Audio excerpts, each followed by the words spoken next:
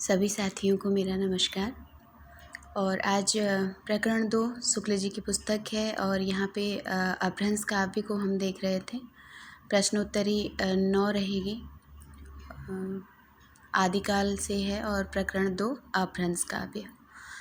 इसमें पहला प्रश्न है, गोरखनाथ द्वारा लिखित देश भाषा की पुस्तकें किस रूप में हैं तथा किस संवत के आसपास की मानी जाती हैं। तो 2 प्रश्न है कि ये किस रूप में थी और समय उसका क्या था।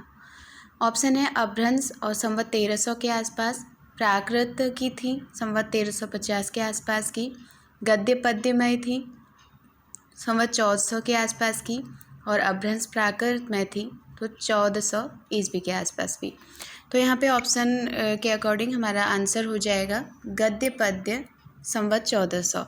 यहाँ ध्यान देने की बात है, ये इसका रूप पूछा गया कि किस रूप में थी। और गोरखनाथ के उसमें भाषा हम लोग अपभ्रंश प्राकृत ये सब भाषा उसमें रहती है, प्राकृत अपभ्रंश या ये सब मिलता है उनके उसमें। लेकिन अगर किस रूप में ये थी पूछा जाएगा तो गद्य का रूप भी मिलता है और पद्य रूप में भी मिलता है। तो ऑप्शन के अकॉर्डिंग होगा गद्य पद्य रूप में मिलता है और संवत 1400 के आसपास की है। अगला प्रश्न है, नरवई बोध पुस्तक में नरवई का क्या तात्पर्य है तथा इस शब्द से किसका आभास होता है।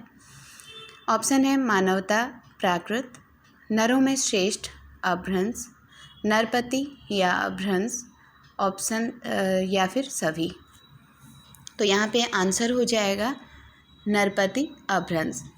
तो यहाँ नरवई जो शब्द है इसका मतलब होता है नरवई, और जो ये नरवई शब्द है ये किस भाषा का इससे आभास, किस शब्द का इससे आभास होता है तो अपभ्रंश शब्द, ये अपभ्रंश शब्द है। अगला प्रश्न, गोरख के संस्कृत ग्रंथों में असंगत है सिद्ध सिद्धांत पद्धति, विवेक मार्तंड, शक्ति संगम तंत्र, गोरख गणेश गोष्ठी, निरंजन पुराण, वैराट पुराण। तो ये सारे जितने भी ग्रंथ हैं ये सब संस्कृत हैं। इसमें से असंगत कौन सा है तो चौथा ऑप्शन गोरख गणेश गोष्ठी, ये असंगत है। इसके अलावा सिद्ध सिद्धांत पद्धति, विवेक मार्तंड, शक्ति संगम तंत्र, निरंजन पुराण, वैराट पुराण ये गोरख के संस्कृत ग्रंथ माने जाते हैं। यहाँ ध्यान देने वाली बात है कि शुक्ल जी की पुस्तक के आधार पर पढ़ेंगे। जैसे हम लोग पढ़ते हैं कि नरवई बोध, हम ऊपर प्रश्न पढ़े थे, तो ये नरवई बोध गोरख की पुस्तक कही गई है, लेकिन शुक्ल जी का मानना है कि ये इनके शिष्यों के द्वारा लिखी गई है। तो जो नोट उन्होंने एक छोटा सा दिया है उसको देख लेते हैं। तो शुक्ल जी के अनुसार महादेव गोरख संवाद, गोरखनाथ जी की सहस्त्र कला, गोरख बोध, दत्त गोरख संवाद, योगेश्वरी साखी, नरवई बोध, विराट पुराण, गोरखसार, गोरखनाथ की वाणी, ये सारी रचनाएं शुक्ल जी के द्वारा कहा गया है कि ये इनके शिष्यों की लिखी हुई हैं। अगला प्रश्न है,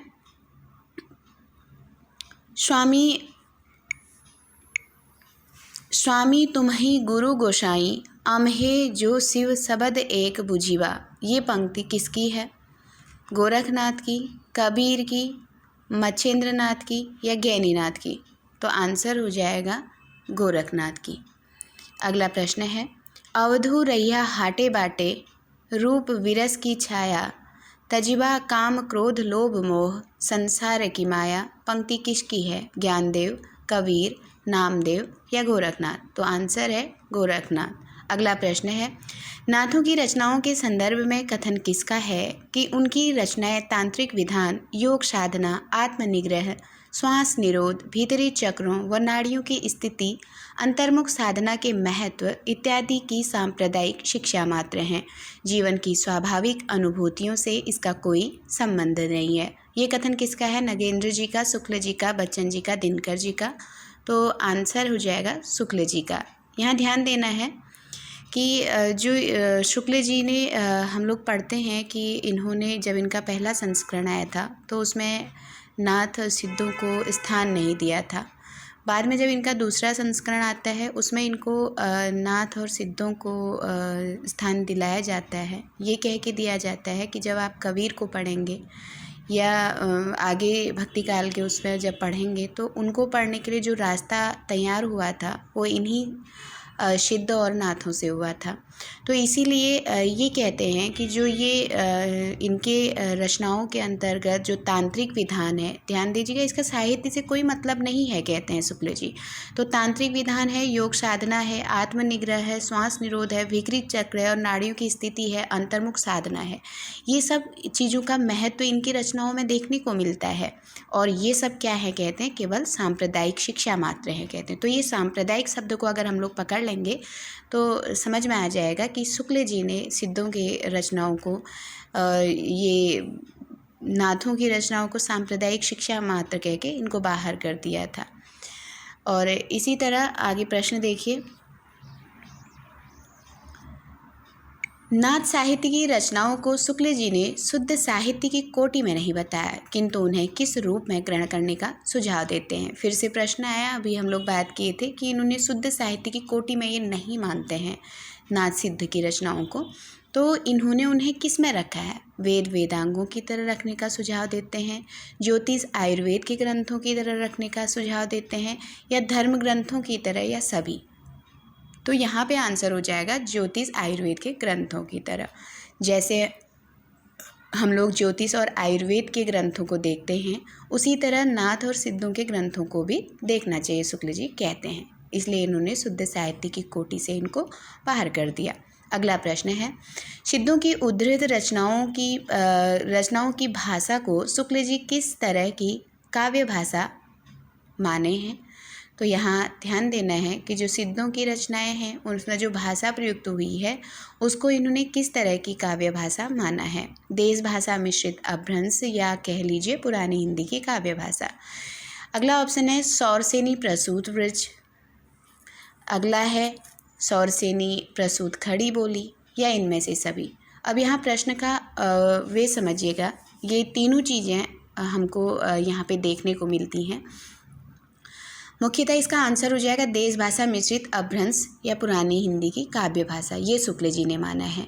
लेकिन कहीं कहीं पे अगर पूछा जाएगा कि जब आप शुक्ल जी की बुक को देखेंगे तो उसमें लिखा है कि इसी पुरानी हिंदी की भाषा के अंतर्गत सौरसेनी प्रसूत ब्रज भाषा और खड़ी बोली ये भी सिद्धों की रचनाओं में मिलती हैं।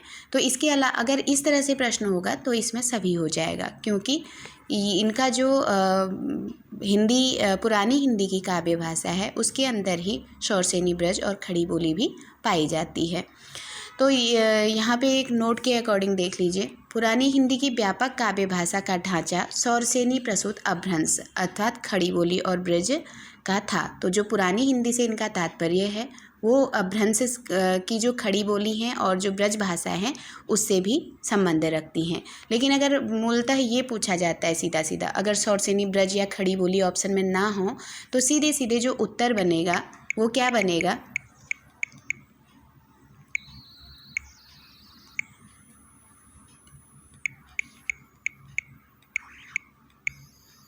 तो यहाँ सिद्धों की उद्धृत रचनाओं की जो भाषा को शुक्ल जी किस तरह की काव्य भाषा मानते हैं, अगर ये दो ऑप्शन यहाँ पर नहीं होते हैं तो सीधे सीधे देश भाषा मिश्रित या पुरानी हिंदी की काव्य भाषा मानते हैं, ये सही हो जाएगा।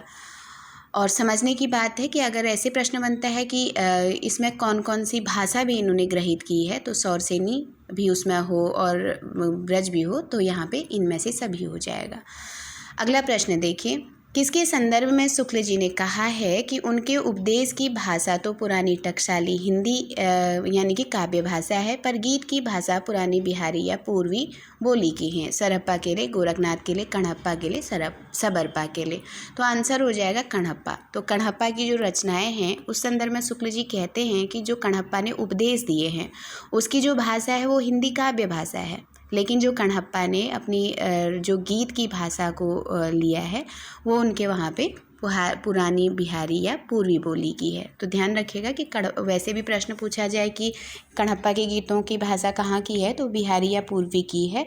और अगर पूछा जाए कि कणहप्पा के उपदेश की भाषा क्या है, तो पुरानी टकसाली यानी कि हिंदी काव्य भाषा है। दो तरह से प्रश्न इसमें बन सकता है। अगला प्रश्न है, कणप्पा द्वारा प्रयुक्त इसी भाषा का प्रयोग आगे चलकर किसके द्वारा किया गया? कबीर, रहीम, रसखान, तुलसी। तो जो हमने अभी पढ़ा था कि उपदेश में काव्य भाषा और गीतों में जो पुरानी बिहारी या पूर्वी बोली है, इसको आगे किसने प्रयोग किया था? तो ऑप्शन में है कबीर, रहीम, रसखान, तुलसी। तो आंसर हो जाएगा कबीर। यानी कि कबीर के भी जो उपदेश थे वो पुरानी टकसाली यानी हिंदी काव्य भाषा में थे, और जो उन्होंने गीत, जैसे इनकी रामायणी को आप देखेंगे वो गेयात्मक है, गीत हैं उसमें, तो वो उसकी जो भाषा है उसमें जो गीत मिलते हैं वो पूर्वी के हैं। तो अगर प्रश्न बनता है कि इस तरह के गीत और ये जो काव्य भाषा है इन्होंने किसके तरह देखने को मिलती है? तो कणप्पा की तरह, ऐसे इसको याद रखिएगा। अगला प्रश्न देखिए, कणप्पा द्वारा प्रयुक्त टकसाली हिंदी व गीत की भाषा पुरानी बिहारी या पूर्वी बोली कबीर की किन रचनाओं में देखने को मिलती है? अभी तो हमने पढ़ा था कि कणप्पा के जो उपदेश और गीत, उपदेश की भाषा जो टकसाली काव्य भाषा है या जो गीत की भाषा है बिहारी या पूर्वी, ये किसके ऊपर देखने को मिलता है? तो आगे चलकर कबीर में देखने को मिलता है। लेकिन अगर ऐसे प्रश्न बन जाए कि कबीर के किन ग्रंथों में उसको देखने को मिलता है, तो आंसर हो जाएगा, ऑप्शन है आपके पास साखी, रामायणी, दोनों या कोई नहीं। तो यहाँ पे दोनों हो जाएगा। साखी में उपदेशात्मक ढंग पे और रामायणी में गीत हैं, तो यहाँ पे जो पूर्वी वाली भाषा का प्रयोग मिलता है।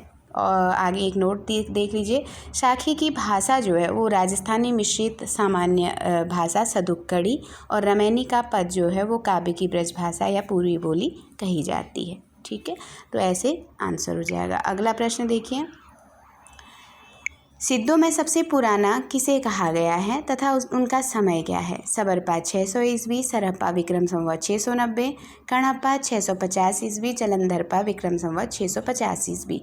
तो यहाँ पे आंसर हो जाएगा, सरहप्पा को सबसे पुराना कहा जाता है। हमने एक प्रश्न पढ़ा है कि सिद्धों में सबसे पुराने कौन कहे गए, सरह या सरोज पा ऐसे करके, तो सरोज वज्र करके, तो ये सरहप्पा हो गए। और इनका जो समय बताया है शुक्ल जी ने, ये 690 बताया है। और याद होगा कि हमने पहले पढ़ा था कि विनयतोष भट्टाचार्य ने भी 690 ही बताया है। आगे प्रश्न है, शुक्लानुसार हिंदी काव्य भाषा के पुराने रूप का पता किस शताब्दी से लगता है? विक्रम की 6ठी शताब्दी के अंतिम चरण से, विक्रम की 7वीं शताब्दी के अंतिम चरण से, विक्रम की 8वीं शताब्दी के अंतिम चरण से, या विक्रम की 9वीं शताब्दी के अंतिम चरण से। जो काव्य भाषा के पुराने रूप का पता है वो कब से चला है? तो विक्रम की 7वीं शताब्दी के अंतिम चरण से। महत्वपूर्ण प्रश्न है कि शुक्ल ने हिंदी काव्य भाषा का जो पुराने रूप का पता चला है वो किस शताब्दी से मानते हैं? तो विक्रम की 7वीं शताब्दी के अंतिम चरण से मानते हैं। अगला प्रश्न देखिए, कबीर आदि संतों की शाखी वाणी व सदुक्कड़ी भाषा किससे प्राप्त हुई माना जाता है? तो कबीर ने, जो कबीर आदि ऐसे संत हुए, जो संत कवियों को हम पढ़ते हैं, कबीर का यहाँ नाम दिया है, लेकिन कबीर के संत परंपरा में जो और भी कवि हुए थे, इन्होंने जो साखी वाणी और जो सदुक्कड़ी भाषा को प्राप्त किया था वो किससे इनको प्राप्त हुआ था? सिद्धों से, नाथों से, जैनों से, हिंदू शास्त्रों से। तो यहाँ पे जो साखी वाणी और सदुक्कड़ी भाषा का प्रयोग इन्होंने किया था वो नाथों से इनको प्राप्त हुआ था। अगला प्रश्न है, सोलंकी राजा सिद्धराज जयसिंह का समय माना जाता है संवत 1140 से 1199, संवत 1150 से 1199, संवत 1160 से संवत 1190। तो यहाँ पे आंसर हो जाएगा संवत 1150 से 1199। अगला प्रश्न है, सोलंकी राजा सिद्धराज जयसिंह कहाँ के राजा थे? गुजरात के, अजमेर के, दिल्ली के, कानपुर के। तो यहाँ आंसर हो जाएगा ये गुजरात के राजा थे। अगला प्रश्न है, सोलंकी राजा सिद्धराज के भतीजे का क्या नाम था? मान सिंह, राम सिंह, कुमारपाल, देवदत्त। तो यहाँ आंसर हो जाएगा कुमारपाल। तो सोलंकी राजा जो सिद्धराज थे जयसिंह, उनके भतीजे का नाम कुमारपाल था। अगला प्रश्न है, कुमारपाल का समय माना जाता है संवत 1199 से 1230, संवत 1190 से 1200, संवत 1199 से 1250। तो यहाँ पे आंसर हो जाएगा संवत 1199 से 1230। अगला प्रश्न है, सिद्धराज जयसिंह व उनके भतीजे कुमारपाल के वहाँ किनका बड़ा मान था? तो कौन से कवि ऐसे हुए थे जिनका सिद्धराज जयसिंह व उनके भतीजे कुमारपाल के वहाँ बड़ा मान था? सोमप्रभ सूरी, हेमचंद्र, विद्याधर, सारंगधर। तो आंसर हो जाएंगे हेमचंद्र। हेमचंद्र का इनके दरबार में बड़ा मान था। अगला प्रश्न है, शुक्लानुसार किसके लिए कहा गया है कि ये अपने समय के प्रसिद्ध जैनाचार्य थे? सारंगधर, सोमप्रभु सूरी, हेमचंद्र, विद्याधर। तो यहाँ आंसर हो जाएगा हेमचंद्र। अगला प्रश्न है, हेमचंद्र द्वारा कौन सा बड़ा भारी ग्रंथ सिद्धराज जयसिंह के समय में बनाया गया था? प्राकृत व्याकरण, कुमारपाल प्रतिबोध, सिद्ध हेमचंद्र शब्दानुशासन। तो यहाँ पे इन्होंने जैसा जो सिद्ध, इसमें एक है कि आंसर में ही सिद्ध शब्द आ गया है, तो सिद्धराज जयसिंह के लिए बनाया था, तो सिद्ध हेमचंद्र शब्दानुशासन इन्होंने बनाया था। अगला प्रश्न है, हेमचंद्र ने अपने ग्रंथ सिद्ध हेमचंद्र शब्दानुशासन में समावेश किया है प्राकृत और अपभ्रंश का, पाली प्राकृत अपभ्रंश का, पाली प्राकृत संस्कृत का, संस्कृत प्राकृत अपभ्रंश का। तो आंसर हो जाएगा संस्कृत प्राकृत अपभ्रंश का। अगला प्रश्न है, हेमचंद्र के द्वारा जो उदाहरण दिए गए हैं, यानी कि जो उदाहरण मिले हैं वो दोहे या पद्य में थे, ये उदाहरण वह किस भाषा के थे? जो दोहे इन्होंने रखे हैं हेमचंद्र ने, वो किस भाषा के थे? प्राकृत के थे, पाली के थे, अपभ्रंश के थे या संस्कृत के थे? तो यहाँ पे ये जो दोहे थे वो अपभ्रंश के थे। अगला प्रश्न देखिए, भला हुआ जो मारिया बहिणी हमारा कंतु, लज्जे जम तू वयम सियहु, जय भग्गा घर ऐंतु। यह पंक्ति किसकी है? हेमचंद्र की, स्वयंभू की, अब्दुल रहमान की, कुमार पाल की। तो ये पंक्ति है हेमचंद्र की। ठीक है, तो यहाँ पे इसका थोड़ा सा अर्थ समझ लीजिए, सीधे सीधे सिंपल सा है। भला हुआ जो मारिया, भला मतलब हमने क्या, भला हुआ यानी कि अच्छा हुआ, जो मारिया जो मर गया, है ना। बहनी से मतलब है यहाँ पर सहेली से तात्पर्य है। हमारा कंतु, कंतु से तात्पर्य है पति के लिए। तो कहती है एक सहेली दूसरे सहेली से कह रही है कि अच्छा हुआ है सखी कि हमारा जो पति है वो मर गया, मारा गया, है ना। लज्जे तू वयम सियहु, जय भग्गा घरंतु, जय भग्गा घरंतु। अगर वह भागकर घर आ जाता तो मैं वयम शियहु कहते हैं अपनी समवयस्काओं, यानी कि अपनी जो साथ की सहेलियां हैं उनके बीच में लज्जित हो जाती। लज्जे तू वयम सियहु, मैं अपने समकक्षी जो अपनी सहेलियां हैं, अगर वो मेरा पति जो था कि अच्छा हुआ वो वहीं रण में मारा गया, अगर वो भागकर घर आता तो मैं अपनी समवयस्काओं के साथ लज्जित होती कहते हैं। अगला प्रश्न है, जय सोना आयो दुई, घरु कौन अहो महु तुच्चु, वयणु ज खंडई तऊ, एही हे सो पियु होय न मुंझु। तो ये पंक्ति किसकी है? तो ये भी पंक्ति हेमचंद्र की है, सोमप्रभु की है, विद्याधर की है, स्वयंभू की है। तो यहाँ पर ये पंक्ति भी हेमचंद्र की है। तो यहाँ एक दूती को संबोधित करके एक तरह से नायिका, यहाँ पे जो प्रसंग आया है वो इतना ही आया है कि नायिका को पता चल गया है कि जो दूती यानी कि जो उसकी दासी है, दूती है, उसके साथ उसके पति ने छेड़खानी कर रखी है। तो वो कह रही है गे जैसो आवई दुई घरु और अहो मुह तुझु, मतलब वो पति के संबंध में कह रही है कि वो घर नहीं आया है तो तुम्हारा घर, तुम्हारा जो मुख है वो क्यों अधोमुख हुआ है, यानी कि झुका हुआ है। वयहु ज खंडई तऊ यही है सो पियु होए न मुझु। अब यहाँ पे जब जो दूती है उसके जो श्रृंगार उसने किया है वो थोड़ा सा मीठा पड़ा है, जैसे थोड़ा सा ऐसा लग रहा है कि वो विक्षिप्त हुआ है। तो उसी को देख करके कह रही है कि वयहु ज खंडई तऊ, जब जो मतलब एक तरह से यहाँ पे व्यंग कर रही है, उसको जता नहीं रही है, कह रही है कि जो पति अगर इस तरह का कार्य करता है तो सो पियो हो न मुझ, वो मेरा पति नहीं हो सकता है, कह रही है। कुल मिलाकर के ये सब भाव उसको दूती के चेहरे को देख करके नायिका के मन में आया हुआ है। तो उसके जो चेहरे में जो उसका श्रृंगार है वो शत विशत हुआ है, इधर उधर फैला हुआ है। उसी को देख के जान गई है कि नायक ने इसके साथ कुछ छेड़खानी की है, जिस वजह से ये दूती जो है इसका मुँह झुका हुआ है। तो वो उसी को व्यंग करते हुए एक तरह से बता रही है कि वो मेरा पति नहीं हो सकता है। अगला प्रश्न है, जे महु दीर्णा दियहणा दये पव संतेण, ताड़ गणिते अंगुलिये जज्जरियाव नहेण। ठीक है, तो इसमें ऑप्शन हो गया सोमप्रभु, विद्याधर, हेमचंद्र, स्वयंभू। ये भी पंक्ति है हेमचंद्र की। बस ये तीनों पंक्तियाँ इनकी मिलती हैं। अच्छे से इसको देखिएगा, 4 पंक्तियाँ, एक और आएगी। तो इसमें क्या कहती है कि इनका जो प्रियतम रहता है वो परदेश चला गया, चाहे किसी भी कारण से हो, बाहर चला गया है, लेकिन नायिका को समय दे के गया होता है कि मैं इतने समय तक लौट आऊँगा। तो उसी को कहती है कि जे महु दीर्णा दियहणा। दियहणा मतलब यहाँ पति से संबंधित है कि पति ने मुझे जो आने का समय दिया था, दही पौ संतीर्ण मतलब अपने प्रदेश जाने के समय में, या अपना जब ये बाहर गए थे मेरे पति, तो उन्होंने मुझे एक समय दिया था। ताड़ गणतीय अंगुलियाँ, उस दिए हुए उनके समय को गिनते गिनते मेरी जो अंगुलियाँ हैं वो क्या हो गई हैं, कहती हैं जर्जरिया नहर, पूरी तरह से जर्जर हो गई हैं। लेकिन कहने का तात्पर्य है कि उसने जो समय दिया था वो उसके समय के अनुकूल उसका पति, उसका प्रियतम आया नहीं है, और वो गिनते ही जा रही है। उसने इतने बार गिन लिया कि उसकी जो अंगुलियाँ हैं वो जर्जरावस्था में पहुँच गई हैं। अगला प्रश्न है, अगला जो इनकी पंक्ति है, पी संगम कहु निंदड़ी, पी हो पखेव केव, मई बिन्नी बिनासिया, निंदन कहाँ न तैव, एव न तैव। तो यहाँ पे ऑप्शन है विद्याधर, सोमप्रभु सूरी, हेमचंद्र, स्वयंभू। तो यहाँ भी आंसर हो जाएगा हेमचंद्र का।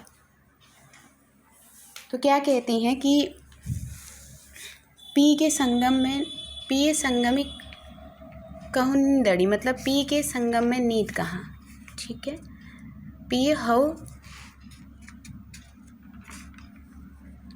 पी के संगम में नींद कहाँ, अगर पति मतलब घर में हो तो पी संगमी कहूँ निंदड़ी, पी हो पखव हो केव, मई बिन्नी विनासिया, निंदन एवनतो। अगर पति घर में हो तो नींद कहाँ, और पति अगर परोक्ष मतलब परदेश में हो या घर ना हो के बाहर हो तो भी नींद कहाँ, तब भी उनकी चिंता हो जाती। नई बिन्नई विनाशिया, निंदई एवनतैव। मैं किस तरह से विनाशित हुई हूँ अपने पति के उसमें कि एक बार अगर वो घर हो तो भी मुझे नींद नहीं आती, अगर वो घर ना हो तब भी नींद नहीं आती है। इसका मतलब है निंदई एवनतैव, न तो ऐसे मुझे नींद आ रही है कि वो घर पे है, न तो वैसे नींद आ रही है जब वो मेरे परोक्ष में हो। अगला प्रश्न है, कुमारपाल चरित किसकी रचना है? सोमप्रभु सूरी, हेमचंद्र, मेरुतुंग, वररुचि। तो यहाँ पे आंसर हो जाएगा हेमचंद्र की है। अगला प्रश्न है, कुमारपाल चरित कैसा काव्य है? अपभ्रंश काव्य, प्राकृत काव्य, संस्कृत काव्य, लौकिक काव्य। तो जो कुमारपाल चरित है ये कैसा काव्य है? प्राकृत काव्य है। अगला प्रश्न है, अपने व्याकरण के उदाहरणों के लिए हेमचंद्र ने किसके समान एक द्वयाश्रय काव्य की रचना की थी? हर्ष के समान, भट्टी के समान, पतंजलि के समान, या कोई नहीं। तो यहाँ आंसर हो जाएगा भट्टी के समान इन्होंने द्वयाश्रय काव्य की रचना की थी। अगला प्रश्न है, सोमप्रभु सूरी कैसे पंडित कहे जाते हैं? बौद्ध, जैन, सिद्ध, नाथ। तो सोमप्रभु सूरी जो है वो जैन पंडित कहे जाते हैं। कुमारपाल प्रतिभोज जो गद्य पद्यमय रचना है वह संस्कृत व प्राकृत काव्य है, किसके द्वारा रचित है? हेमचंद्र, सोमप्रभु सूरी, हरिसेन, आर्यदेव। तो यहाँ पे जो कुमारपाल प्रतिबोध है वो सोमप्रभु सूरी की रचना है। ध्यान रखिएगा इसी में गद्य पद्यमय ये रचना कही गई है, ये ध्यान रखिएगा। पूछ लिया जाए कि कुमारपाल प्रतिबोध कैसी रचना है, तो ये गद्य पद्यमय रचना है। और कैसा काव्य है? तो दो भाषाएं इसमें आई हैं, एक संस्कृत और प्राकृत, ये भी ध्यान में रखना है। संस्कृत और प्राकृत काव्य है, इसमें अपभ्रंश नहीं है, संस्कृत प्राकृत काव्य है।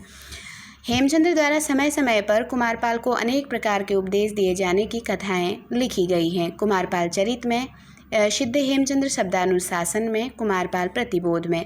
तो यहाँ पे आंसर हो जाएगा कुमारपाल प्रतिबोध। तो यहाँ जैसे हेमचंद्र का नाम आ रहा है तो कभी कन्फ्यूजन हो जाता है कि ये कुमारपाल चरित के लिए तो नहीं कहे हैं, लेकिन ये हेमचंद्र के समान कुमारपाल को अनेक प्रकार के उपदेश दिए जाने वाली जो कथा लिखी है, ये जो कथाएं लिखी हुई हैं ये कहाँ लिखी हैं? तो कुमारपाल प्रतिबोध जो सोमप्रभु सूरी की रचना है उसमें ये लिखा गया है। ध्यान दीजिएगा क्योंकि कुमारपाल चरित हेमचंद्र ने भी लिखा था। जो सिद्धराज जयसिंह हैं उनके जो भतीजे रहते हैं उनके लिए लिखा था इन्होंने। तो यहाँ पे प्रश्न को अच्छे से समझिएगा कि हेमचंद्र द्वारा, अब ये रचना के हिसाब से कुमारपाल चरित भी टिक कर सकते हैं हम लोग, लेकिन यहाँ कुमारपाल चरित नहीं है। इसलिए नहीं है क्योंकि हेमचंद्र के द्वारा जो समय समय पर कुमारपाल को अनेक प्रकार के उपदेश देने की बात हुई है, इसकी कथाएँ लिखी गई हैं। तो कथा लिखने वाला कोई और होगा, तो ये कथाएँ कहाँ लिखी गई हैं? तो कुमारपाल प्रतिबोध। इसीलिए इसका नाम भी कुमारपाल है, क्योंकि सोमप्रभु सूरी ने जो रचना लिखी थी वो हेमचंद्र के कुमारपाल चरित के आधार पर ही लिखी थी। ये चीज़ ध्यान रखना है। अगला प्रश्न है, सोमप्रभु सूरी का कुमारपाल प्रतिबोध मुख्यतः किस काव्य में लिखा गया है? प्राकृत में, पाली में, संस्कृत में, अपभ्रंश में। यहाँ शब्द को पकड़िएगा, मुख्यतः पूछा हुआ है, क्योंकि इनके उसमें कहीं कहीं पे संस्कृत और अपभ्रंश के दोहे मिलते हैं, लेकिन मुख्यतः जो भाषा उसमें प्रयुक्त हुई है वो प्राकृत भाषा है। तो सोमप्रभु सूरी का जो कुमारपाल प्रतिबोध है वह मुख्यतः किस भाषा में लिखा गया है? तो प्राकृत में लिखा गया है। ये प्राकृत शब्द मुख्यतः के लिए आएगा। और अगर पूछा जाए कि प्राकृत के अलावा इसमें किस किस के छंद देखने को मिलते हैं या कि कौन कौन सी भाषा देखने को मिलती है, तो कहीं कहीं पर संस्कृत और अपभ्रंश भी देखने को मिलता है। अगला प्रश्न है, कुमारपाल प्रतिबोध में जो अपभ्रंश के पद्य मिले हैं कुछ तो प्राचीन हैं और कुछ सोमप्रभु के साथ किस कवि के बनाए मिलते हैं? प्रश्न है कि कुमारपाल प्रतिबोध में जो अपभ्रंश के पद्य मिले हैं कुछ तो प्राचीन हैं और कुछ सोमप्रभु के साथ किस कवि के बनाए हुए मिलते हैं? ऑप्शन है हेमचंद्र, कुमारपाल, सिद्धिपाल, मेरुतंग। तो आंसर हो जाएगा सिद्धपाल। ये न्यू क्वेश्चन है और इम्पोर्टेंट है, क्योंकि हम लोग जानते हैं कि जो कुमारपाल प्रतिबोध है ये सोमप्रभु सूरी की है और इसमें कुछ प्राचीन दोहे मिलते हैं, लेकिन कोई और भी है जो इनके साथ कुछ दोहे लिखे थे। वो कौन थे? तो सिद्धपाल थे, सिद्धिपाल। ये नाम ध्यान रखिएगा। प्रश्न बन सकता है क्योंकि कुमारपाल प्रतिरोध में किस कवि के दोहे भी मिलते हैं, तो यहाँ पे उत्तर हो जाएगा सिद्धिपाल। अगला प्रश्न देखिए, रावण जायौ जहि दिहहि दह मुह इक शरीरु चिंता वी तयहि जननी कर्णो पियावहु खीरु। तो हेमचंद्र हैं, सोमप्रभु सूरी हैं और मेरुतुंग हैं, सिद्धिपाल हैं। तो यहाँ पर आंसर हो जाएगा सोमप्रभु सूरी की है प्राचीन। यहाँ ध्यान रखिएगा, हम लोगों ने जैसे अभी प्रश्न किया था कि सोमप्रभु सूरी जो हैं इन्होंने अपभ्रंश में जैसे मुख्यतः इन्होंने प्राकृत में लिखा है। ठीक है, एक चीज़ समझने वाली बात है कि हम सोमप्रभु सूरी के लिए इतना जान लिए हैं कि इन्होंने जो भाषा का प्रयोग किया है मुख्यतः इन्होंने प्राकृत ही लिखा है, लेकिन कुछ चीज़ें इनके वहाँ पे प्राचीन जो अपभ्रंश है उसके मिले हैं, कुछ क्या कहते हैं उसके मिले हैं, संस्कृत के मिले हैं इनके वहाँ पे। तो यहाँ पे 3-4 दोहे दिए गए हैं और इन दोहों के लिए एक शब्द प्रयुक्त हुआ है कि इनमें कुछ दोहे जो हैं वो प्राचीन समय के हैं। जैसे इस प्रश्न को आप देखिएगा, यहीं पे लिखा हुआ है, देखिए कुमारपाल प्रतिबोध में जो अपभ्रंश के पद्य मिलते हैं कुछ तो प्राचीन, ये शब्द पकड़ लीजिए, कुछ प्राचीन हैं 1, और कुछ सोमप्रभु के हैं 2, और कुछ एक कवि के लिखे हुए हैं। 3 लोगों ने इसमें काम किया है। एक तो प्राचीन के हैं, इसका तो नाम ही नहीं है कि किसने लिखा है, दूसरे सोमप्रभु सूरी के हैं और तीसरे एक कवि के हैं जिसको हम पढ़ रहे हैं कि वो सिद्धिपाल हैं। ठीक है, और सोमप्रभु सूरी के तो हमको पता चल जाएंगे, लेकिन अब इनकी जितनी भी पंक्तियाँ शुक्ल जी की बुक में दी गई हैं वो एग्जाम्पल के साथ बताया गया है कि यहाँ पर इनके प्राचीन के कुछ उदाहरण देखिए। तो प्राचीन से तात्पर्य यही प्राचीन वालों की बात कही गई है। ठीक है, न सोमप्रभु की बात की गई है न ये सिद्धिपाल की बात की है, कहा है कि इनके प्राचीन के कुछ उदाहरण देखिए। तो ये जो है, इसलिए मैंने यहाँ पे ऐड कर दिया प्राचीन को भी। वैसे तो ये सोमप्रभु की रचना में आ जाएगा अगर रचना के अकॉर्डिंग नाम आएगा तो, लेकिन अगर वहाँ पे प्राचीन दिया होगा कि ये कुमारपाल प्रतिबोध के प्राचीन दोहे हैं, तो तब भी हम प्राचीन को लगा सकते हैं। तो दोनों का नाम सोमप्रभु और प्राचीन वहाँ पे ध्यान दीजिएगा। अगला प्रश्न है, इसको ध्यान में कैसे रखेंगे कि कुमारपाल प्रतिबोध से है? तो यहाँ पे रावण की बात कर रखी है कि रावण जायौ जहि दियहि दह मुख एक शरीरो। मतलब रावण को कैसे क्या कहते हैं कि उसके 10 मुख और एक शरीर है, एक शरीर है और 10 मुख हैं। चिंता वही तई यही जननी, जननी का मतलब होता है माँ, मतलब माता को। तो माँ को ये देख करके चिंता हो गई कि कवणो पियावहूँ खीरू, खीरू से मतलब है दूध को। तो माँ को अब ये चिंता हो रही है कि वो अपने पुत्र को दूध कैसे पिलाएगी। अब 10 मुख हैं और माँ है, तो माँ को देखी कि पुत्र के 10 मुख हैं और एक शरीर है, और अब वो दूध उसको किस मुख में पिलाएगी। तो ये चिंता उसकी माँ को हुई। तो इस तरह से अगर रावण और उसको दूध पिलाने वाली बात आ जाएगी कि कर्णो पिलाऊं खीरू, मतलब अब इसको दूध कैसे पिलाऊं, ये वाली बात आएगी, तो कुमारपाल प्रतिबोध से ये पंक्ति है सोमप्रभ सूरी की, या फिर प्राचीन वहाँ पे दिया गया दोहा है, या ये पंक्ति है। अगला जो पंक्ति है इनकी, बेस बिस्सीठह बारियई जई मनोहर गत, गंगा जल से धोई कुतिया क्या पवित्र हो सकती है। तो ये जो पंक्ति है ये भी शुक्ल के अकॉर्डिंग जो प्राचीन माना गया है उसी के आधार पर दिया गया है, लेकिन हम ये कह सकते हैं कि ये कुमारपाल प्रतिबोध से पंक्तियाँ हैं। और किसकी हैं, अगर वहाँ पे सोमप्रभु ऑप्शन है तो सोमप्रभु हो जाएंगे, नहीं तो प्राचीन से कोई संबंधित अगर वहाँ पे ऑप्शन है तो प्राचीन हो जाएगा। तो ये पंक्ति तो इनकी हो गई, लेकिन इसमें क्या कहते हैं कि विशिष्ट एक शब्द आया है, इसको देखिएगा। ये विशिष्ट जो शब्द आया है इसका मतलब होता है विशिष्टों में, ठीक है। वार्ये, बेस विशिष्ट वार्ये जय जय जय मरोड़ा गत, गंगा जल से धोई कुतिया क्या पवित्र हो सकती है ना।